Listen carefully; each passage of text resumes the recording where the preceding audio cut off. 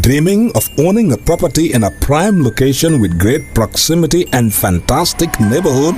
EJ Investments Sanyang Seaview Estate is the best choice you have been waiting for. Our Sanyang Seaview Estate is approximately 15 minutes drive away from the busy hub of Brusubi roundabout and into the heart of nature, where you can have a peaceful and relaxed lifestyle with your family. You can buy a finished 4-bedroom story with 5-year flexible payment plan or a service plot with 2-year payment plan option. With over 300 homes, you will enjoy big tar roads with covered drainage, modern electrification with solar street lights, gated entrance with security post, and a breath-catching experience of our beautiful sea view and lake view. You can own a home today at our Sanyang Seaview Estate. Call us today on 446-4838 or 325-9220. Visit our website on ejinvestments.net.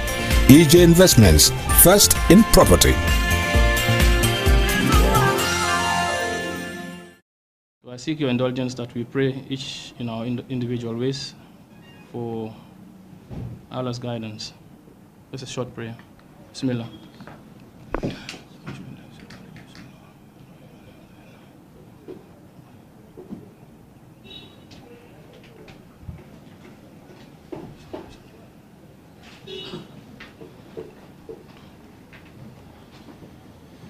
The Director of Child Welfare Unit of the Gambia Armed Forces, and also the focal point for the Gambia Armed Forces for our agricultural project, Colonel Esa Tamba, distinguished members of the press, ladies and gentlemen. My name is Major Lamin Sanyang, the Director of Press and Public Relations at the Gambia Armed Forces Headquarters. It is indeed an honor and a privilege to welcome you all here at the Defense Headquarters for a press briefing on the proposed Gambia Armed Forces project on agriculture.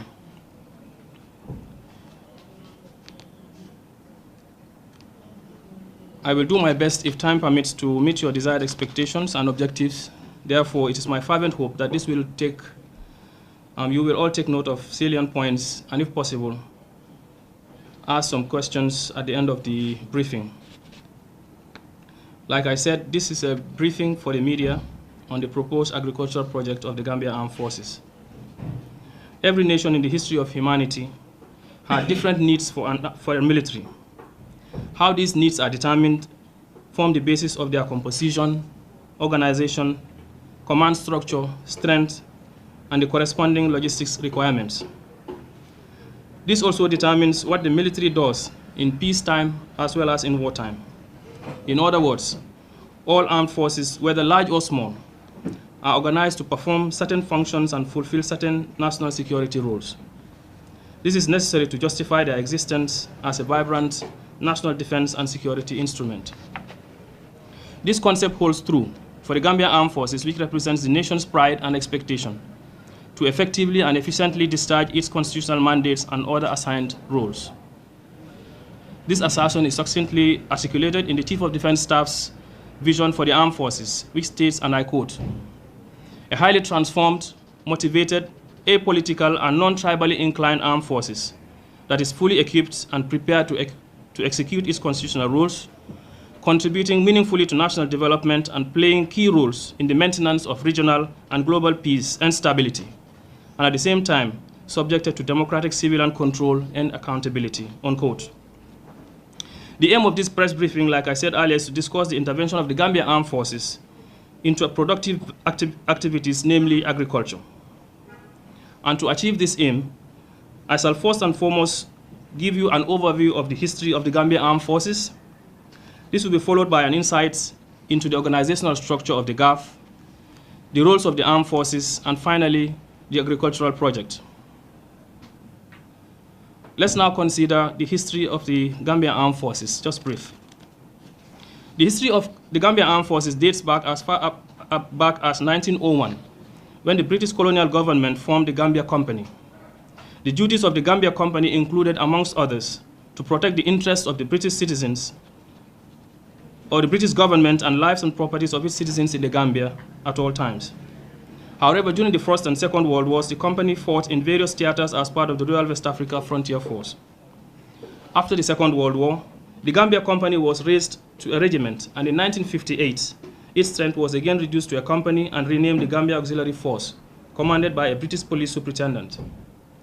In 1961, the name of the force was again changed to the Gambia Field Force. The roles of the field force were restricted to internal security functions such as riot control and prevention. The field force was, however, disbanded following the 1981 rebellion that was led by Kukoy Samba Sanyang. This was followed by the signing of the Senegambia Confederation, which in turn gave rise to the formation of a confederal army in the Gambia, commanded by a Senegalese officer. In 1982, an Act of Parliament was passed for the re-establishment of the Gambia Armed Forces to be made up of the Gambia National Army, the Navy, and the Air Force, as well as the Gendarmerie. However, the Gambia National Gendarmerie was first to be formed in 1983. This was followed suit by the establishment of the Gambia National Army in 1984. The Senegalese Armed Forces played a crucial role in the formation of the Gendarmerie, while the British Army Training Team, BAT, was instrumental in the establishment of the new Gambia National Army. In 1992, a Nigerian Army Training Team and Assistance Group, NATAG, was deployed in the Gambia through a bilateral agreement to help in the restructuring and reorganization of the Gambia National Army. NATAG withdrew after the 1994 military takeover. Following the takeover, the Gambia National Gendarmerie was disbanded and its members amalgamated into the Gambia National Army and the Gambia Police Force, respectively. The Gambia National Army then stood as the only national defense force at the time. In 1996, a decree was promulgated by the Commander-in-Chief establishing the Gambia Navy, which before then was an arm of the Gambia National Army called the Marine Unit. By the same decree, the National Guard, that is the GNG, or Fajara Barracks, as is commonly known, was also established as an autonomous formation within the Gambia Armed Forces and granted a wide range of functions and roles, including limited police duties. Thus, the Gambia Armed Forces is now composed of the Army, the Navy, and the National Guards under the command of the Chief of Defense Staff, Lieutenant General Masane N. Kinte. A fourth service, the Air Force of the Gambia, is in its formative stages. Having discussed the brief history of the Gambia Armed Forces, let us now consider the organizational structure of the GAF. The Gambia Armed Forces, consisting of the Army, the Navy, and the National Guards, and the Air Force, were all established by the 1997 Constitution as amended. However, the Constitution merely gave legal backing to the Gambia Armed Forces, which is an already existing institution. This legal backing is a necessary corollary to the continuous and cautious exercise of its defined mandates and other assigned roles. The organization of the Gambia Armed Forces is based on the premise that it should possess high capabilities and the right force to adequately respond to emerging threats to national security as and when necessary, as well as diligently responding to other national security commitments. In addition, the Gambia Armed Forces should be able to effectively participate in ECOWAS-sponsored operations and, by extension, the African Union and the United Nations. The Armed Forces' traditional and other roles are justifiably articulated in this same Constitution, which serves as a guide in justifying its existence. Let us take a look at the constitutional role of the Gambia Armed Forces. The Constitution of the Republic of the Gambia, 1997, as amended, is the supreme law of the land. It is a social contract document that spells out the rights and responsibilities of citizens, creates institutions of states, and tasks them with certain defined responsibilities. The Gambia Armed Forces is by no means an exception to this reality. The GAF's creation is a mandatory constitutional directive, and its functions are also constitutional in nature. First and foremost, the mandatory directive creating the Gambia Armed Forces is contained in Section 186, subsection 1 of the Constitution of the Gambia, 1997, as amended, which aptly states, and I quote, "There shall be the armed forces of the Gambia, which shall consist of the Army, the Navy, the National Guards, and Air Force, and such other service for which provision is made by an act of the National Assembly," unquote. In subsection 3 of Section 186, is prescribed means to qualify the existence of the Gambia Armed Forces when it profoundly states, and I quote, "The armed forces shall be equipped and maintained to perform her role to defend the Gambia as well as such other functions for the development of the Gambia as provided in this Constitution," unquote. The provision is very much in line with the saying He who brings you to it must see you through it. If the GAF is tasked to defend the Gambia and perform any other function for the development of the Gambia, then it goes without saying that it must be equipped as well as maintained to be able to carry out these functions and challenges, to carry out these enormous and challenging tasks. This is because there is a direct correlation between the roles of the armed forces and resources required for accomplishing those tasks. The architects of this constitution had contemplated beyond equipment and maintenance to mean the weapons, the food, and to include concrete mixers and tractors, among other things, to enable the Gambia Armed Forces participate meaningfully in the socio-economic development of the Gambia. The roles of the Gambia Armed Forces are categorized into principal functions and other functions outside its traditional roles. This is succinctly captured in Section 187 of the Constitution as follows. A. Principal functions of the Gambia Armed Forces. The principal role of the Gambia Armed Forces includes the following. 1. To preserve and defend the sovereignty and territorial integrity of the Gambia against external aggression. 2. To aid civil authorities at their request in emergencies and in cases of natural disasters. And 3. To engage at the request of civil authorities in productive activities such as agriculture, engineering, health, and education for the development of the Gambia. According to subsection 10 of Section 187, the Gambia Armed Forces is primarily tasked to preserve and defend the territorial integrity of the Gambia against external aggression by land through the Army, territorial waters through the Navy, and the airspace through the Air Force. The other principal functions in subsections 2 and 3 are performed only at the request and insistence of the civil authorities. This amply demonstrates that the GAF is subordinate to civil authorities. It is gratifying to state that the Gambia Armed Forces has been involved in productive activities such as engineering, health, and education. The Gambia Armed Forces Engineering Corps, since its formation, has undertaken projects and delivered high-quality and standard works in construction, such as our accommodation facilities, the Mayok Senior Secondary School in Fonyi, Sifo Senior Secondary School, as well as the University Village in Farababanta. The Corps is still vibrant and relevant in ensuring our contribution to national development. Additionally, the Gambia Armed Forces operates medical facilities in all its military barracks to treat soldiers and their families. However, it may be worthy to state that a greater percentage of patients that receive treatment at these facilities are civilians. As an institution, we believe that extending these services to the civil population is part of our corporate social responsibility and also good for civil-military relations. It may be gratifying to note, therefore, that GAF can today boast of 6 qualified medical doctors, a dentist, 47 trained nurses, 4 public health officers, 4 pharmacy technicians, 10 lab technicians and assistants, 2 X-ray technicians, specialists, and consultants. With this caliber of medical personnel, there are plans to establish a military hospital in this country that will give access to standard medical outreach to both the military and civilians. It is only in the Gambia that we do not have a military hospital. Therefore, I don't think it will be out of line or out of place to support the Gambia Armed Forces in establishing a military hospital.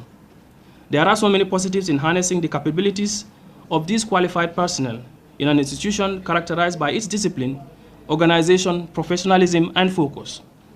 It may interest you to note that during the last doctor strike, our doctors who were around continued to work and attended to patients at our public hospitals. Furthermore, in the educational sector, the Gambia Armed Forces is running schools in all its military camps, teaching our children as well as those of civilians living around Fajara, Yundum, and Farafenni. Our military personnel, who have graduated with bachelor's degrees from the University of the Gambia, higher teacher's certificate as well as primary teacher's certificate from the Gambia College, are the ones teaching at these schools. The school in Yundum, for example, just registered her first batch of students for the grade 9 exams, and there are very high hopes that the students would emerge with very impressive results. It can be seen that all these interventions by the Gambia Armed Forces are constitutionally sanctioned and go to show that, contrary to uninformed opinion from some quarters, GAF is actively contributing to national development in line with the Constitution. This also means that since its formation over 3 decades ago, the Gambia Armed Forces has engaged in productive activities such as engineering, health, and education as part of its constitutional mandate. It is only in the area of agriculture, however, that the participation of the Gambia Armed Forces has been at a lower scale, with services and battalions running small unit farms to subsidize their diets. Therefore, as part of the ongoing reforms, the Gambia Armed Forces is looking at diversifying its roles and responsibilities in order to reposition itself in the productive sectors of the Gambia. We are looking at a whole range of agricultural products, from rice production to moringa, aquaculture to animal husbandry, and so on. This is born out of our conviction that we have the personnel, the discipline, we are organized and focused and professional. To this end, the Gambia Armed Forces developed a concept paper to look at our participation in agriculture in line with our secondary function under the Constitution. Consequently, on Monday, 8 April 2019, a presentation of the proposed agricultural project was made by the Chief of Defense Staff to His Excellency the President and Commander-in-Chief of the Armed Forces, Mr. Adama Barrow, during a meeting with our partners from the ACCO Group of South Africa at the State House. The meeting was attended by His Excellency the President, Secretary to Cabinet, the permanent secretaries at the Ministries of Defense, Land, and Agriculture, with the latter representing the Finance Minister. It may interest you to know that the ACCO Group also made a presentation aimed at involving in large-scale production in areas such as animal husbandry, poultry, aquaculture, rice cultivation, and moringa production. The ACCO Corporation is an American company that has its headquarters in South Africa. It is a global leader in the design, manufacture, and distribution of agricultural equipment. The company has similar partnerships with other military entities in Africa and around the world to optimize the potentials of their militaries.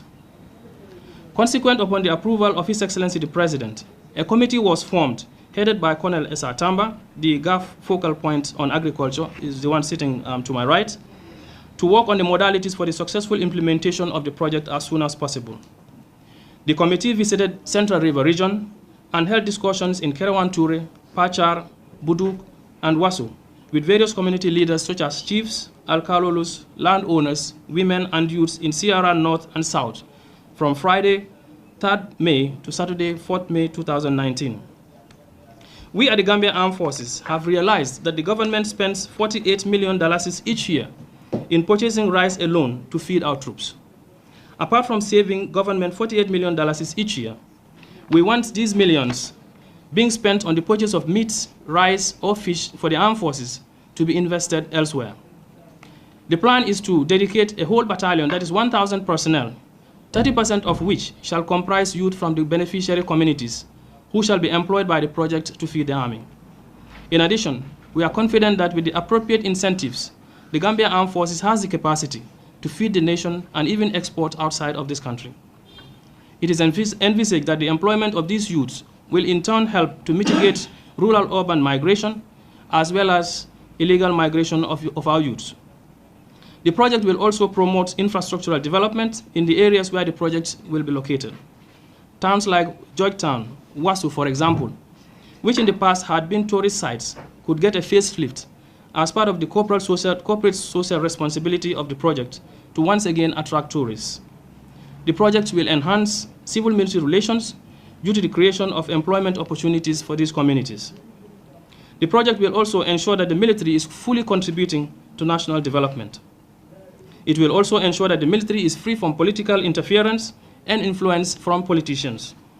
With that said, I wish to reiterate that the GAF is not in any form or manner of competition with anyone or taking anyone's job. We are just embarking on a function for which we are constitutionally mandated to embark on, especially in agricultural activities. I wish to reiterate that no amount of innuendo or rhetoric can dissuade us from this course. We are on a legal mission, and anyone trying to stop GAF in this venture will be embarking on an illegal activity. The time for rhetoric is over. Anyone who has an issue on this is kindly invited to join us in the farms this year. With or without our partners, the ACCO Group, the Gambia Armed Forces is on course to go ahead with this agricultural project to feed herself and, if possible, feed the nation. We understand that there are some uninformed quarters floating some outrageous ideas that GAF must be stopped from venturing into agriculture. I think it is time that some people are called by what they are, irresponsible. when issues of this nature are being discussed, especially on national platforms. We will continue to engage all the relevant stakeholders as a responsible government institution under the Ministry of Defense in this important national venture for the benefit of the Gambia. We thank you all for your rapt attention. I'll pause here for any questions or clarifications, and probably before that, the focal point on agriculture may throw some light on some of the issues I've brought up in the brief. Sir. Thank you very much, Piaro. I may not have much to say because you've already exhausted all the salient points. The little that I have to say is about the importance. It's about the importance of this press briefing. To me, this is a challenge to us and to you. We are throwing it to you to be the judge between the armed forces and those critics. You, as the journalists, are tasked to be the judge. You've already been told of our intentions, and the PRO have quoted some sections of the Constitution that give us the mandate to venture into the agricultural production. But as he already said, we knew since at the initial stage that questions may be raised, doubters will all doubt, but nevertheless we are focused and determined to go ahead with it. The armed forces did not only get up one day and jumped into farming.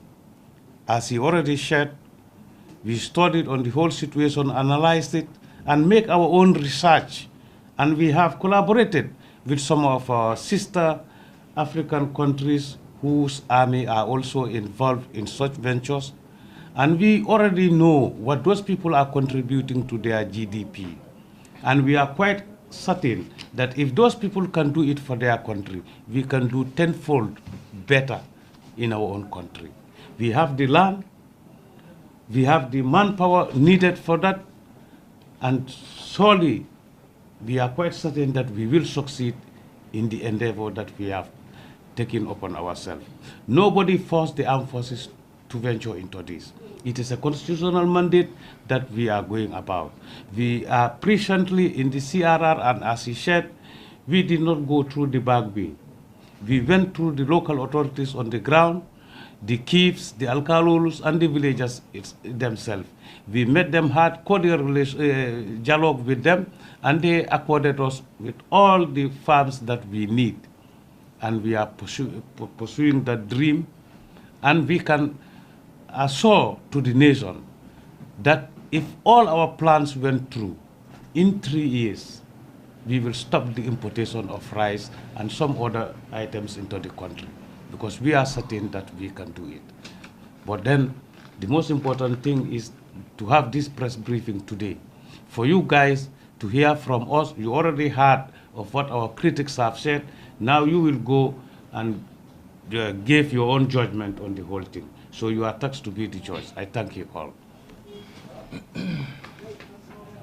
Thank you very much. Okay. So any questions, clarifications? Yes. Yeah. Okay, thank you so much, Pierre. Well, the question I have is, how were you able to identify those, communities or those lands? Can you say which media are you from? So, okay, can you give me mine? I think it will pick in one day. Okay, first you indicate your name and what media house you belong to. I think that would. Okay, my name is Mamoudou Diaw and I work for the Point newspaper. Okay. The question that I have for you is how were you able to identify those lands? Are those lands owned by the communities, and how were you able to get those lands from the communities itself? Okay, coming to the identification, what happened was in the past we used to have an officer on working with the farms in Jahali Pacha and Sapo, one Lieutenant Colonel Sidi Balde, and later Captain Landinja also came on board. So these were the officers that were there in these farms in Jahali Pacha, with the former president, his agriculture initiatives. So we were able to identify most of these farmlands through these officers that those places are good for rice cultivation. But something interesting happened here. When we were going to CRR to meet the governor to engage the communities in using the land, our focus and target was the Jahali-Pacha area. But when we went on the ground, we realized that Jahali-Pacha already has, the Ministry of Agriculture has most of their projects there. And to avoid duplication of efforts and conflict here and there, he took us to some other communities where we don't have, we have vast lands that are uncultivated, and they are fertile. So he organized meetings first in Nyani, I think Kerewan Ture, where we met the chief, Alhaji Keba Ture. And from there we went to Fuladu. Then from Fuladu we went to Nyanija, that's around Buduk, and also held meetings there with the community, and also had meetings in Wasu. These areas, in attendance in most of these meetings, we had the directors of agriculture around. They were in all these meetings with these communities that the governor arranged. Even the governor himself was with us on the ground. So Jahali-Pacha, the governor of CRR is Honorable Sanyang, the present governor. So he took us around all these places. So we avoided Jahali-Pacha all along. Even to an ordinary Gambian, when you talk about rice cultivation, his first instinct is Jahali-Pacha. So that thing happened to us. But when we went on the ground, we realized that rice cultivation is not only about Jahali-Pacha. So the governor was able to use his influence, and also the community leaders around, to take us around to most of these areas apart from Jahali-Pacha. To also, the agriculture is there. We don't want to duplicate efforts. So that's how we were able to identify some of these lands. But was there any, push and pull from the community? You will not take those lands that you have already, or the government has already identified? Yes, I think you want to say something. Yeah. There was never any push and pull. In fact, when we went, we all knew what we come from in the past 22 years. We did not even go face the communities with a single gun or rifle. We went empty-handed, and we went to the governor. The governor took us to these communities. We told them of our intention, and we told them that it is going to be a win-win situation between the communities, the armed forces, and the country itself.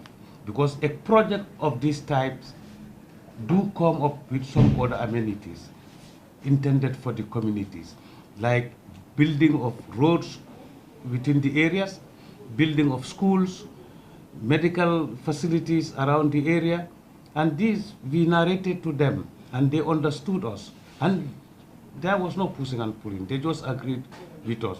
You also did ask before then how we identified those lands. He already gave you an answer, but to add to it that the armed forces, we are Gambians too, and most of us are from those communities. So that alone could tell us where we need to go. And some of the lands that have been given to us, you have to understand, are not lands that are being used by the communities.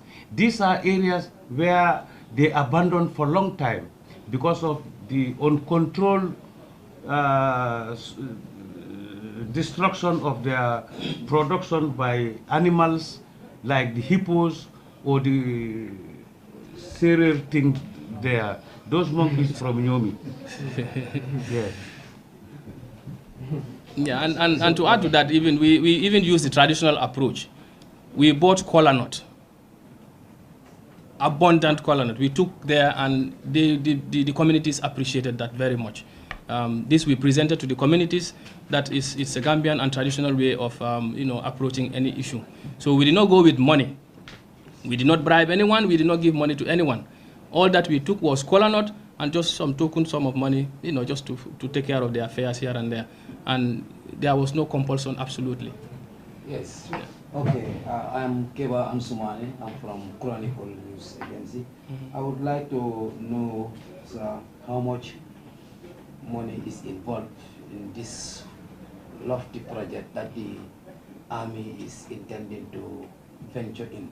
And also, I would like to know, because there are fears among the Gambian people that when the army becomes richer than the states, they will like to control the state machinery as it is happening in other countries around the world. What is your take on that, sir? Thank you very much. On the issue of cost, the Gambia Armed Forces, our concept paper, the estimate we put up was $4 million.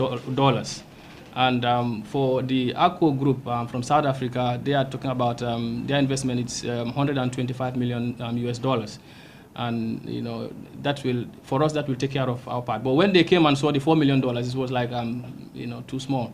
So they are taking at a grand scale to involve in that. And the beauty about the whole project for us partnering with ACO is that once we identify the lands, we will they will come and do what is called a mapping of all the land in the Gambia. This, during the meeting at the State House, they did allude to this you know, possibility, doing a mapping of the soil in the Gambia at no cost to government. And the Ministry of Agriculture, represented as the permanent secretary, did contact them, and they had discussions on that. So right now what we are doing in CRR is to identify the lands. Once we are done, they will come to do the mapping of the soil, to indicate which areas are arable land, and even not only arable, but arable for, is it rice, is it for millet, is it for, you know, beans, whatever kind of you know food we can grow in whatever land area. And that fear of the military being rich and then determining who rules and who does not, I think you have to be rest assured that we will not go that way, and because the Constitution is there to guide, you know, our every activity. We have been into engineering, we have been into health, we have been into education, and you know, we have not behaved otherwise. Even our UN missions alone, you know, our soldiers go back and come rich. So and I don't think there has been any threat to national security or soldiers having to interfere here and there. So be rest assured that the Constitution is our guide. We are responsible people. We have very responsible people in our midst who will you know, ensure that that is not done. A case in point could have been like, let's say, the last impasse. You know, there were insinuations for the military to intervene, to do whatever. You know, people were making all kinds of insinuations that the military should step in. But we knew that our constitutional mandate does not allow us to venture in those kind of things. So, you know, venturing into agriculture, we look at it more like a constitutional mandate than a privilege that we have to use to abuse that privilege that the Gambian people have given to us. So even to those people that are having those fears, you know, I bring it back to them that they are the architects of the Constitution. You know, they determine our powers, they determine our rights and our privileges. So the Constitution as a guide, I think, you know, will determine, you know, those kind of, or deter us from taking those kind of routes. So let them be rest assured that we will not do that. And you know, how many examples of that do we have? You know, it's only in the military, like I said in my brief, it's only in the Gambia that the military is not engaged in agriculture or full-scale agricultural production. Because down here in Senegal, you know, they are into agricultural production. In Rwanda, these people have partnered with so many countries in Africa, like I can even name them, like the APCO group. They are with Rwanda, they are with Zimbabwe, they are with Eritrean armed forces, and so on and so forth. Even Senegal, they are partnering with them. The reason why they like the Gambia is they want to use us as a sample to the whole world as to how you know, food security, you know, is important in national development. You're not only talking about human security, which we provide, which is our traditional role, but we can extend, you know, our mandate to even providing food security. You know, we have seen the number of how many projects have come in, how much money has been pumped into ensuring food security. And with our organization, with our discipline and our focus, I think, you know, we can be a factor in ensuring that we are food self-sufficient. Yes. Yeah, my name is Chef Mane. I work with Choice FM Radio. So my question is, the land that you acquire, are they going to be permanent for the army, or after the project you're going to return them back to the people of that place where you took this land? You want to? Yes. These lands are not for the army. They are given to us to farm on them. We did not pay any money for them. So therefore, the land still belongs to the community. And this is why we even want to involve them in those farms that we are going to work on. This is why we shared 30% of the workforce in any given community will be from the community themselves, so that they would be able to know what is being produced from their farms and what we do get from their farms. There is nothing that the armed forces is going to hide from them. This is the mutual understanding we have together. However, the governor's office is also contacting them as to the documentation of those lands, which we may not be able to elaborate as at this point, unless when the governor is ready with those things. But all these you talked are being taken care of. But what I can tell you is we haven't bought any land. The land still belongs to the communities. I want to ask about the arrangement. How does this arrangement work? I think there is a foreign agency in South Africa that's helping to fund the initiative. Yeah. How does it work? When they provide the money, who owns the project and who owns what? Okay. As already being alluded, we are still on the formative stages of the whole project. So what we are asking, we haven't reached at that stage as at now. But surely, we are Gambians, we are citizens, and we would not like anything that may downgrade the livelihood of our communities. As we are talking now, the governor office, along with the communities, are working out on those modalities that you asked for. So it would not be fair for us at this stage to give you a detailed outcome of that discussion. It is still going. Yes, they have agreed to let us go in those lands that they have given to us. But how it is going to be, the benefits that are going to be there is going to be in another stage of the discussion, which is being headed by the governor office, and then the army hierarchy will come. What I know is this is just partnering with this company. It is a foreign company. They own nothing here. All what they have is their money and the machines. We have the manpower, the labor is going to be from the armed forces. This is going to be negotiated at a higher level, and we only hope it will be a win-win situation for both sides. Yes. Yes. Yankuba Jallo, Foreign newspaper. Okay. Contrary to what you said, Colonel Tamba, Yes, you said we should be the judges, that is the journalists. We are not required to be judges. We have to put facts before people. That is section 187 you have cited. Yeah. You said it is part of your mandate to control civil conflict, to support civil authority. Yes. So do you think, we have seen you in Busumbala, we have seen you in Berending and other places. Do you think the police right now are empowered? Do we have the capacity to control civil disputes? That is number one. That's my first question. And two, coming to your agriculture, are you only focusing in Sierra? Okay. What is the role of army in civil disputes? Okay. Thank you. I think that's the first question you were talking about, is whether police is capable to. Maybe I may not be able to answer that, but what I can talk about is our role in terms of civil conflict or civil disobedience. The state machinery in terms of defense and security of this country is such that there are several layers as to how security is provided. The police is usually the first port of call, like if there is any crisis or whatever, like crowd control. And they have an intervention unit, which is the paramilitary unit, which is in charge of coming in to intervene. Because the police will come in, just to control the crowd and all that. But if the crowd goes violent, that is when the paramilitary will be called in to come in and calm down the situation. So in the event that the paramilitary cannot, is overpowered or cannot take care of the situation, that's when the Republican National Guard, like I said in the Constitution, they have limited police duties. That is Fajara Barracks.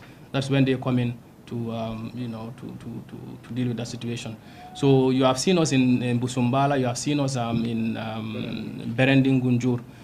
That's also part of our constitutional mandate to come to the aid of civil authority, because you have civil power and civil authority.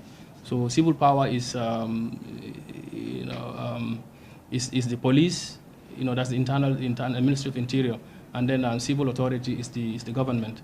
So the military always comes in aid of civil authority or civil power in these kind of situations. But the order for us to even intervene, comes directly from His Excellency the President, and that is why he is called the Commander-in-Chief of the Armed Forces. It is that function that he performs by giving us an order to go out. That is why he's called the Commander-in-Chief. Without that, he can't be called Commander-in-Chief. So he's Commander-in-Chief of the Armed Forces due to the fact that all orders for the military to intervene come from him. So in times of crisis or whatever, we are like a backup to the police or the paramilitary.